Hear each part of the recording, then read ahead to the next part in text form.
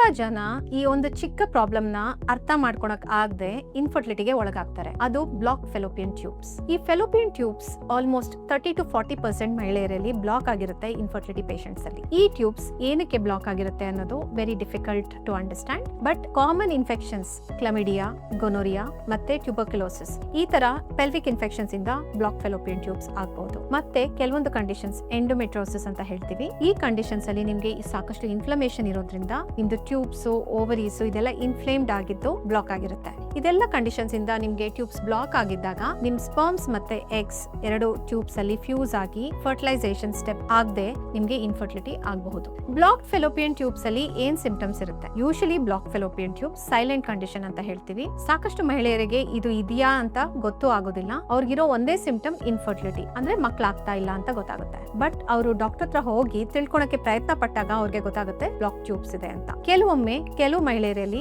ಇದು PID symptoms, ಅಂದ್ರೆ lower abdominal ಅಲ್ಲಿ ಪೇನ್ ಇರಬಹುದು, ಅಥವಾ excessive white discharge, smell, itching ಇದೆಲ್ಲ ಸಿಂಪ್ಟಮ್ಸ್ ಇರಬಹುದು. ಅಥವಾ ಟ್ಯೂಬರ್ಕ್ಯುಲೋಸಿಸ್ ಅಲ್ಲಿ ಸಾಯಂಕಾಲದ ಹೊತ್ತು ನಿಮ್ಗೆ ಬಾಡಿ ಟೆಂಪರೇಚರ್ ಜಾಸ್ತಿ ಆಗಬಹುದು, ವೇಟ್ ಲಾಸ್ ಆಗಬಹುದು, ಜನರಲೈಸ್ಡ್ ವೀಕ್ನೆಸ್ ಇರಬಹುದು. ಈ ಸಿಂಪ್ಟಮ್ ನಿಮ್ಗೆ ಯಾರಿಗಾದ್ರೂ ಇದೆಯಾ ಅಂತ ಅನ್ಸಿದ್ರೆ ನೀವು ಆದಷ್ಟು ಬೇಗನೆ ಹತ್ತಿರದಲ್ಲಿರುವ ಗೈನಕಾಲಜಿಸ್ಟ್ ನ ಕನ್ಸಲ್ಟ್ ಮಾಡಿ. ಹಾಗಿಲ್ಲ ಅಂದ್ರೆ ಆನ್ಲೈನ್ ಕನ್ಸಲ್ಟೇಷನ್ ಅನ್ನು ಬುಕ್ ಮಾಡ್ಕೋಬಹುದು.